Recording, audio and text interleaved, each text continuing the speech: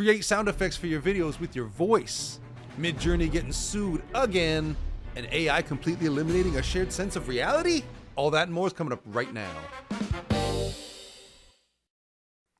As I record this, it's the Toronto International Film Festival, and I got to attend AI on the Lot, which was a day-long seminar with studios and high-profile creators showing off what's new and upcoming in the world of AI video.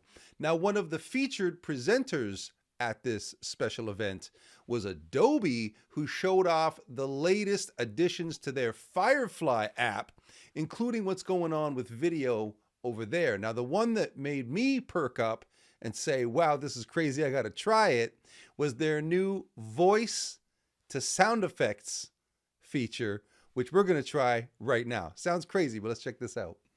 You can see across here, featured image, video, audio is what we're looking for. Click on that, scroll on down to voice to sound effects beta.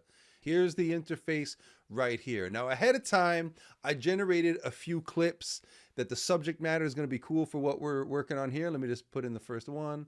So what we're going to do is add sound effects to this clip right here. Car comes in, hits the hydrant, water explodes out of it. Okay, so let's just go through it right now. I'm going to click this record voice right here. And the first take, I'll get the car. You also need the prompt. You have to tell the robot what it's even hearing. Car crashes into fire hydrant. And then click generate. So this is a premium feature. So every time you click that generate button, it's going to take 10 credits. Later. Nice. Okay. That one's all right. That might be the one. Is it this one or is it one? One sounds pretty horrific. Let's go with that one. Okay, and then we need the water.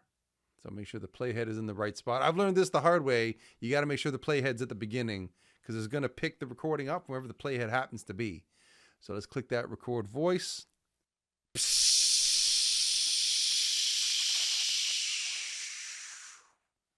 All right. Explosion of water. Many minutes later. That one sounds pretty legit. That one sounds more like a regular old explosion.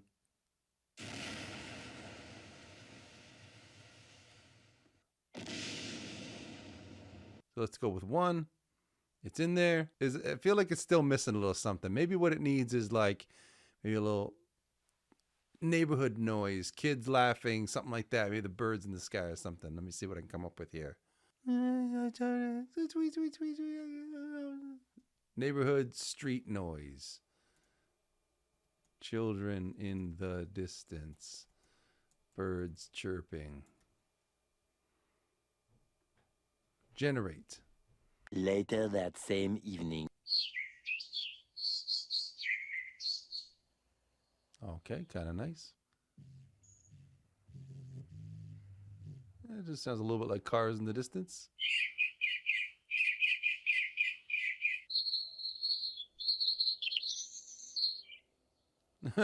Again, it might be number one. Now, the cool thing here is that I can bring the volume of it down. So right now it's at 19. How's the volume on this one? That's 25 and 25. So let's see how it all looks together and how our scene sounds.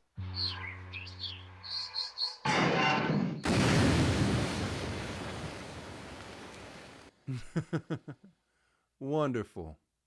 So I'm going to export that video and it's good to go. I've got my next video loaded up in here. Let's go for it.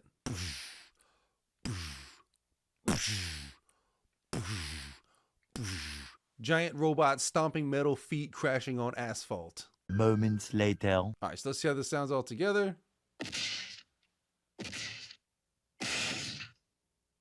You know, it's missing like the neighborhood ambiance. You know what I'm going to do? Instead of recording it with voice, this is where, you know, having multiple tools is a good thing.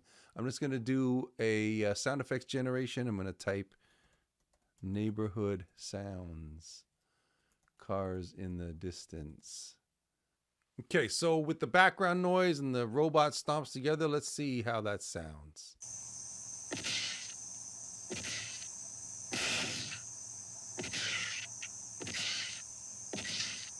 Still missing something. I got an idea. It's like the creak noise, right? Let's try to get those metallic creaks in there.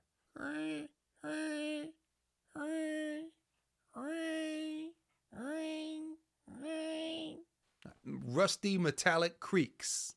More moments later. Let's see how this all sounds together.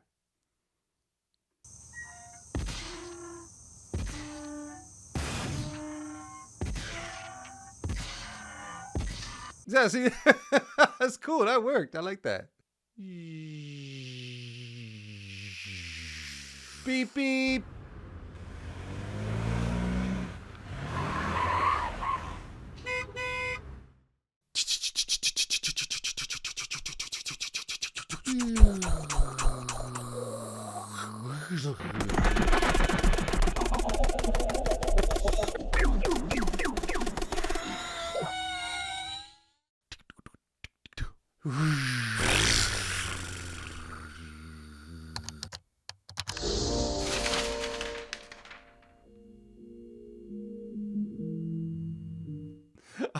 I gotta admit, I had a lot of fun with this. I can't wait to use this on something like public facing, because you can actually move the stuff around on the timeline. You can get more fine grained with it than I showed you here. I just wanted to introduce you to the basic functionality of it and how it works. And boy, oh boy, do I hope you play with it and have some fun with it and send me what you make.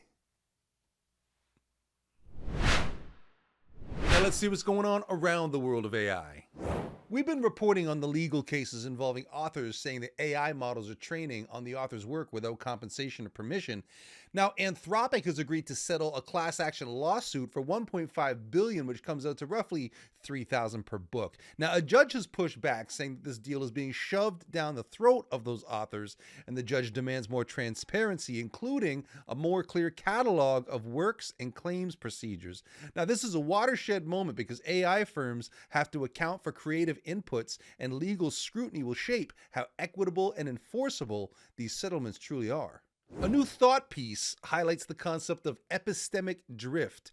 That is to say that the danger of AI is not that the machines will one day overthrow us, but that they will imperceptibly recalibrate our sense of reality. They're going to begin prioritizing coherence and emotional resonance over factual accuracy. Now, the takeaway here is that as AI embeds deeper into our workflows, organizations have to proactively design for fidelity, not just performance, by tracking shifts in output integrity over time. Common Sense Media has rated Google's Gemini AI as high risk for young users, warning that filtered versions for children are too similar to adult models and still may deliver age-inappropriate content. Now, Google assures that children's data won't train the model, but critics argue that the company's safety measures are surface level and reactive, not robust. We previously reported on the issue of AI-induced psychosis, where users form unhealthy or delusional bonds with chatbots. And it's in that environment where emotional support AI company Dot is shutting down this October, just 15 months after launch. The founders frame it as a business decision, but the timing highlights the industry's growing liability and ethical scrutiny.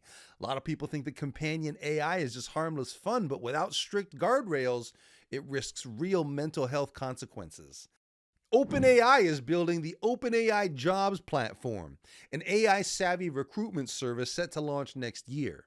It's going to be paired with certification courses via its academy, positioning it as a direct contender to LinkedIn. Now, employers and educators can view this as a preview of future hiring ecosystems where AI skills matter just as much as resumes. Warner Brothers has joined Disney and Universal in filing a copyright suit against Midjourney, accusing the AI company of training on and enabling generation of characters like Superman, Bugs Bunny, and Wonder Woman, with damages of up to $150,000 per work. Now, Midjourney defends its actions under transformative fair use, likening its tool to a search engine, but critics argue that the similarities in results blur the legal line. Now, the IP fight is no longer theoretical. Content creators and AI developers have to clearly define rights use for training and outputs to avoid legal risk, and studios are watching very closely. And that's the show. Thank you so much for watching. As you know, we here at WednesdAI, we strive to bring you the biggest, the baddest, and the best from the expanding world of artificial intelligence. Watch the full show weekly on YouTube. Catch the news daily on Shorts, Reels, and TikTok. If you got a tip, send it to us. We're all over the web on all your social medias. Send us the link. We want to know about it. And if you're making something cool with AI, we definitely want to know, so send us the link. Thanks for watching. We'll see you next week.